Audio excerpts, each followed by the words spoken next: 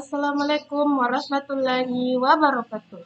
Perkenalkan, nama saya Putri Rahmayanti Husain dengan NIM 2006-0850-2001. Saya dari Prodi Pendidikan Antropologi, Fakultas Ilmu Sosial dan Hukum, Universitas Negeri Makassar. Di sini, maksud saya pada video kali ini, saya akan membahas tentang teori materialisme. Sebelum itu, tujuan saya membuat video ini yaitu untuk memenuhi tugas final atau tugas akhir dari mata kuliah teori-teori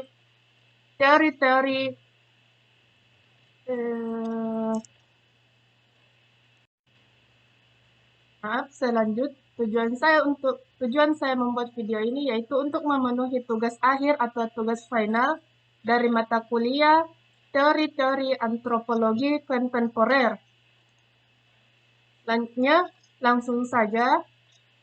Pada era globalisasi dan modernisasi saat ini, hampir semua orang mengutamakan kesenangan semata, konsumsi dalam skala besar, dan pencapaian benda-benda materi dalam segala upaya.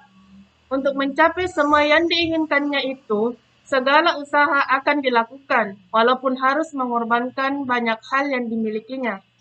Hal-hal seperti inilah yang memicu timbulnya budaya materialistis. Budaya materialistis adalah budaya yang menjadikan materi sebagai sarana untuk mencapai kebahagiaan dan kepuasan dalam hidup dengan kepemilikan dan interaksi dengan materi. Materialisme budaya tidak dapat dilepaskan dari nama Marvin Harris atau teori umum apapun seperti Marxisme. Marvin Harris yang mengusulkan nama pendekatan itu sendiri. Harris pada tahun 1982 menyatakan bahwa materialisme kebudayaan atau teori umum apapun seperti Marxisme atau strukturalisme adalah suatu kumpulan konsep dan orientasi teoritis yang tidak sendirinya dapat diuji atau cenderung dibuktikan secara empiris. Materialisme kebudayaan Harris dilandasi Marx, tetapi berbeda dari Marxisme. Ia sangat menganjurkan agar memberikan prioritas bagi suatu strategi penelitian yang tersendiri, yang terdiri dari kajian mengenai basis atau infrastruktur, kemudian struktur, dan akhirnya superstruktur. Perbedaan yang lain antara Marxisme dan materialisme kebudayaan adalah materialisme kebudayaan mengemukakan hipotesis bahwa perilaku manusia dikontrol oleh persyaratan kebutuhan protein, energi, atau faktor-faktor ilmiah lainnya. Metodologi materialisme kebudayaan terletak pada metode ilmiah atau aturan-aturannya dalam menghimpun data, memverifikasi hipotesis, dan mengembangkan analisis logika, kemudian pembuktian yang tepat.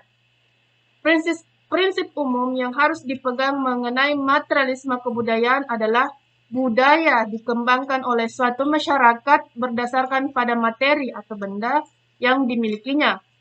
Selain itu, materialisme kebudayaan berbanding lurus dengan benda-benda yang dimiliki suatu masyarakat dalam suatu wilayah tertentu, dan kebudayaan berkembang seiring dengan berkembangnya pemikiran manusia. Kemudian kita akan masuk tentang kata dari materialisme. Kata materialisme itu sendiri berasal dari kata materi dan isme. Materi dapat dipahami sebagai bahan, benda, atau segala sesuatu yang tampak. Materialisme adalah pandangan hidup yang mencari landasan segala sesuatu yang termasuk kehidupan manusia di dalam dunia kebendaan semata-mata dengan mengesampingkan segala sesuatu yang mengatasi dunia indera.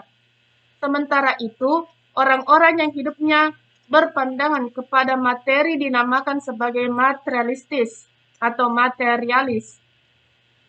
Orang-orang ini adalah para pengusung ajaran materialisme atau juga orang yang mementingkan kebendaan semata seperti harta, uang, dan sebagainya. Dalam filsafat, Materialisme adalah paham yang menyatakan bahwa hal yang dapat dikatakan benar-benar ada adalah materi.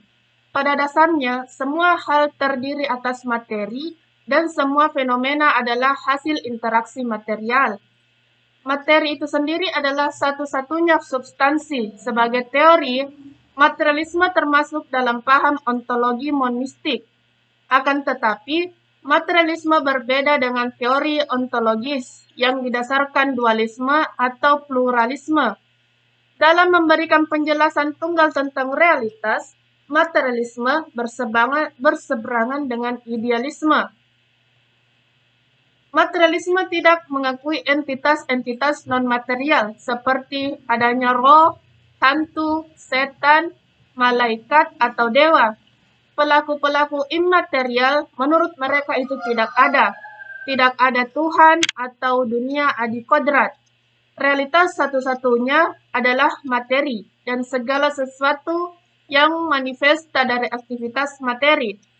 Materi dan aktivitasnya menurut mereka itu abadi. Tidak ada penggerak pertama ataupun sebab pertama.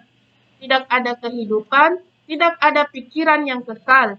Semua gejala akan berubah dan akhirnya melampaui eksistensi yang akan kembali lagi ke dasar, yaitu material primordial yang abadi dalam suatu peralihan wujud yang abadi dari materi.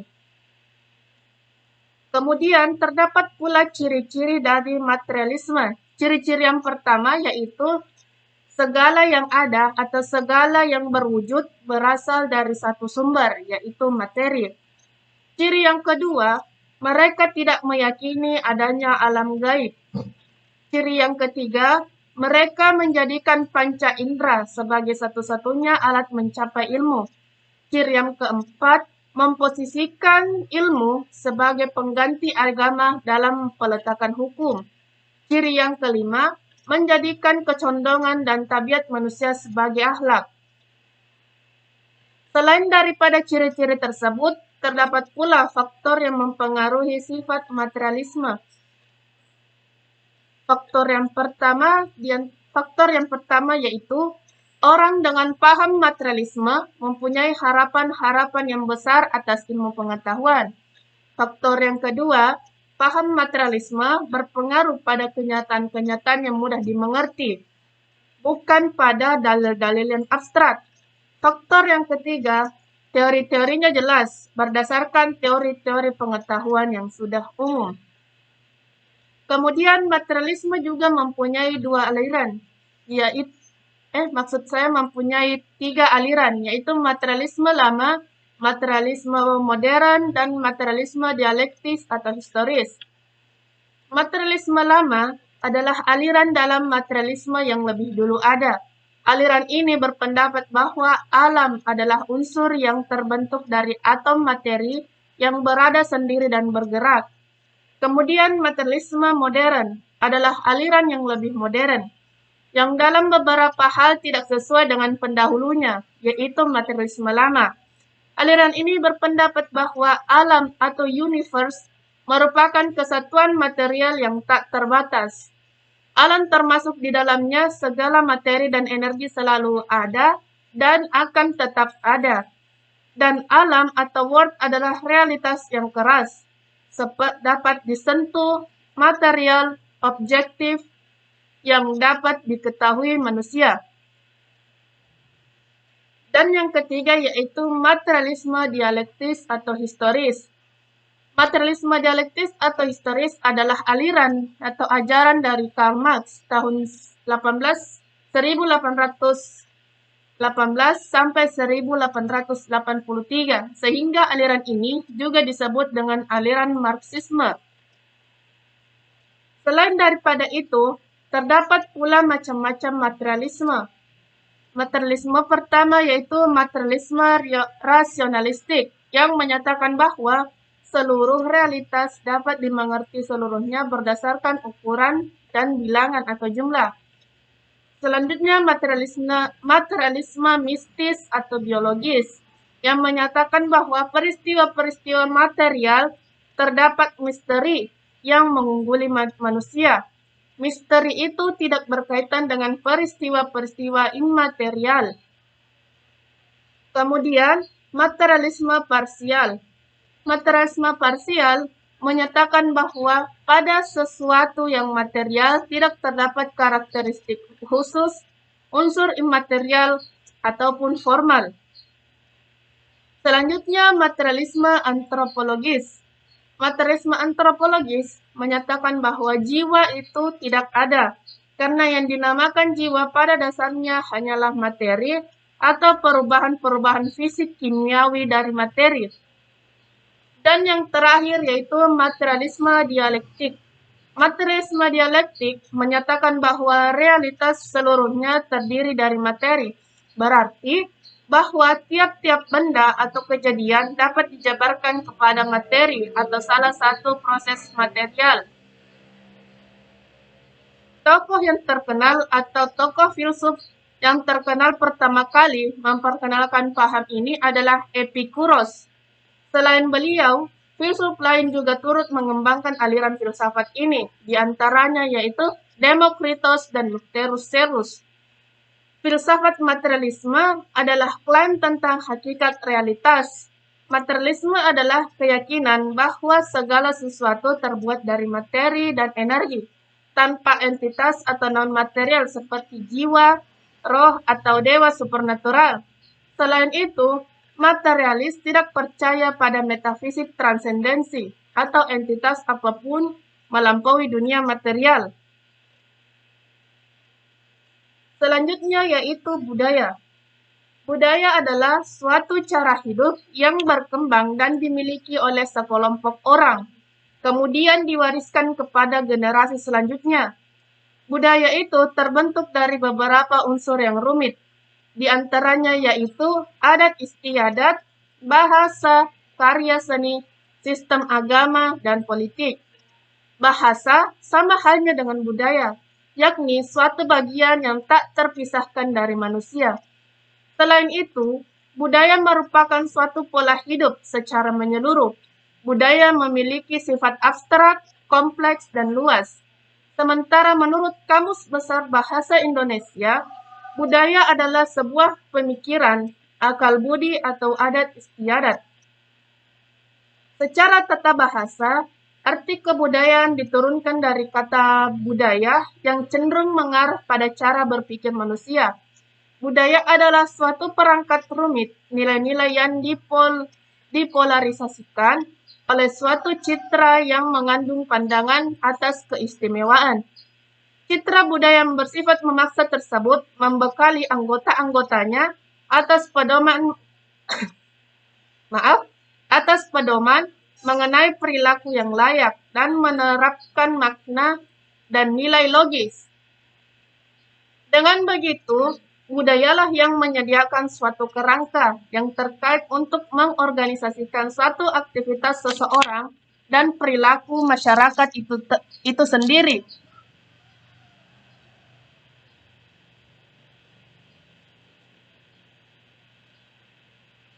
Menurut Efat Al-Syarqawi, mendefinisikan budaya dari pandangan agama Islam. Budaya merupakan suatu khazanah sejarah kelompok masyarakat yang tercermin di dalam kesaksian dan berbagai nilai yang menggariskan bahwa suatu kehidupan harus memiliki makna dan tujuan rohani. Kemudian menurut Parsudi Suparlan, budaya merupakan suatu pengetahuan manusia yang dimanfaatkan untuk mengetahui dan memahami pengalaman serta lingkungan di alaminya. Kemudian terdapat pula unsur-unsur budaya, di mana unsur-unsur ini terdiri atas 7. Di antaranya yang pertama, sistem religi, yang kedua bahasa, yang ketiga sistem pengetahuan, yang keempat peralatan hidup dan teknologi, yang kelima sistem kemasyarakatan, yang keenam sistem mata pencaharian, dan yang ketujuh yaitu kesenian. Materialisme budaya merupakan suatu pendekatan yang berangkat dari konsep materialismenya Marx. Materialisme ini selalu dikaitkan dengan nama Martin Harris yang mengusulkan nama pendekatan itu sendiri. Pendekatan ini didasarkan pada konsep bahwa kondisi-kondisi materi masyarakat menentukan kesadaran manusia, bukan sebaliknya. Marvin Harris sangat dipengaruhi gagasan Marx tentang basis atau base dan superstruktur atau superstructure. Ia menyebut basis sebagai infrastruktur, suatu istilah umum dalam ilmu-ilmu sosial lainnya, yakni geografis.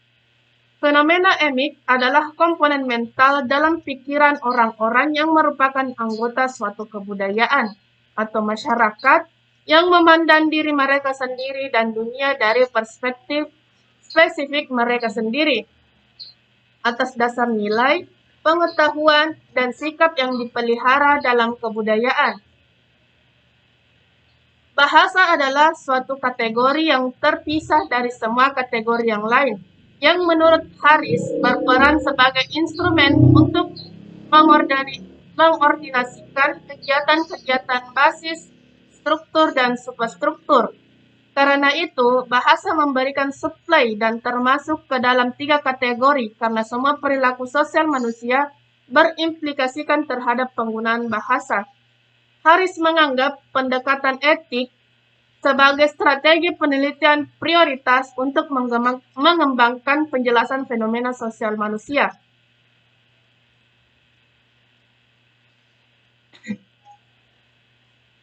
Selanjutnya, materialisme budaya. Materialisme budaya adalah sebuah paradigma yang prinsip-prinsipnya tampak relevan bagi tata laku penyelenggaraan riset dan pengembangan teori dalam seluruh bidang dan sub-bidang antropologi. Bagi kaum materialis budaya, apakah mereka seorang antropolog budaya, arkeolog, antropolog biologi, atau ahli bahasa? Pengalaman intelektual utama antropologi bukanlah etnografi, tetapi pertukaran data dan teori di antara bidang dan subbidang yang berbeda-beda, yang terkait dengan studi global, komparatif, diakronis, dan sinkronis, tentang umat manusia dan studi-studi lainnya. Menurut Marvin Harris, materialisme budaya didasarkan pada prinsip-prinsip epistemologis tertentu yang dipegang secara umum oleh semua disiplin yang mengklaim memiliki pengetahuan ilmiah.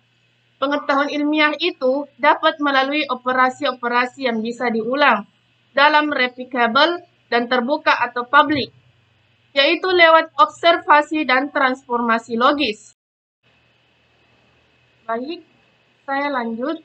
Selanjutnya yaitu terdapat pula kontroversi mengenai aliran materialisme. Menurut René Lesene, seorang eksistensial merumuskan kesalahan materialisme itu secara singkat. Kesalahan itu adalah detotalisasi atau detotalisasi. D artinya memungkiri, total artinya seluruh. Maksudnya, detotalisasi adalah memungkiri manusia sebagai keseluruhan. Pandangan materialisme itu belum mencangkup manusia secara keseluruhan.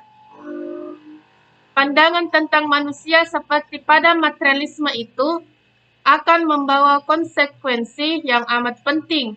Lahirnya eksistensialisme merupakan salah satu dari konsekuensi itu. Yang terpenting bagi manusia bukan akalnya, tetapi usahanya, sebab pengetahuan hanyalah alat agar usaha manusia berhasil. Kebahagiaan manusia dapat dicapai dunia ini. Oleh karena itu, agama dan metafisika harus ditolak. Menurut dia, agama timbul dari sifat egoisme manusia yang mendambakan kebahagiaan, yang apa yang tidak ada pada manusia tetapi dinamakannya, digambarkan sebagai kenyataan yang ada pada para dewa. Karena itu, dewa sebenarnya merupakan keinginan manusia. Bahwa ada banyak dewa yang bermacam-macam, itu disebabkan karena manusia memiliki bermacam-macam keinginan. Kemudian tanggapan saya tentang filsafat materialisme. Tanggapan saya tentang filsafat materialisme filsafat materialisme memandang bahwa materi lebih dahulu ada sedangkan ide atau pikiran timbul setelah melihat materi. Pada dasarnya, semua hal terdiri atas materi dan semua fenomena adalah hasil interaksi material. Materi adalah satu-satunya substansi. Sebagai teori, materialisme termasuk paham ontologi monistik. Akan tetapi, materialisme berbeda dengan teori ontologis yang didasarkan pada dualisme atau pluralisme. Dalam memberikan penjelasan tunggal tentang realitas, materialisme berseberangan dengan idealisme. Jadi, pada kesimpulannya, materialisme adalah salah satu paham filsafat yang banyak dianut oleh para filsuf seperti Demokritus, Lucretius, Thales, Anaximanorus, dan Heraklitos. Paham ini menganggap bahwa materi berada di atas segala-galanya. Ketika paham ini pertama muncul, paham tersebut tidak mendapat banyak perhatian karena banyak ahli filsafat yang menganggap bahwa paham ini aneh dan mustahil. Atau dapat dikatakan, filsafat materialisme adalah suatu ilmu yang dihasilkan dari sebuah kenyataan. Kenyataan itu berbentuk materi atau pandangan hidup yang mencari dasar segala sesuatu termasuk kehidupan manusia di dalam kebendaan semata-mata dengan mengesampingkan segala sesuatu yang mengatasi alam indera. Dasar-dasar pemikiran mereka meliputi pemikiran-pemikiran yang bersifat empirisme, bersifat naturalisme, alam merupakan semesta yang bersifat abadi, dan sebagai keseluruhan tidak terarah secara lurus kepada satu tujuan tertentu. Jiwa merupakan gejala dari materi. Semua perubahan yang terjadi bersifat kepastian semata. Substansi-substansi materi merupakan penyusun utama sebuah materi. Dalam hal ini adalah atom. Namun pada sekitar abad ke-19, paham materialisme ini tumbuh subur di barat karena sudah banyak para filsuf yang menganut paham tersebut. Sedangkan materialisme dialektika secara singkat dapat diterangkan sebagai paham yang berkeyakinan bahwa segala perubahan yang terjadi di alam semesta adalah akibat dari konflik persaingan dan kepentingan pribadi antar kekuatan yang saling bertentangan.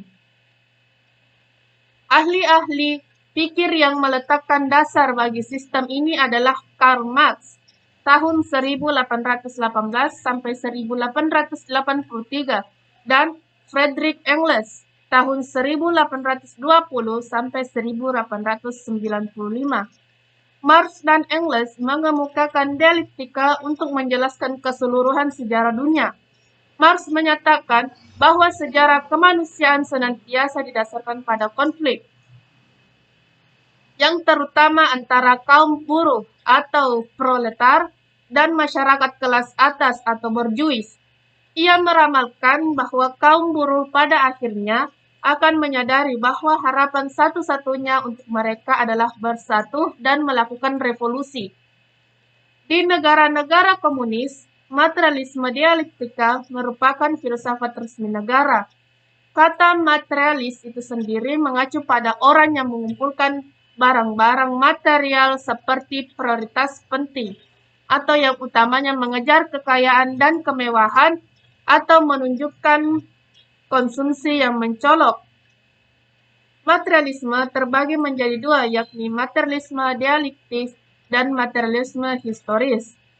Budaya adalah salah satu cara hidup yang berkembang dan dimiliki oleh sekelompok orang, kemudian diwariskan kepada generasi selanjutnya.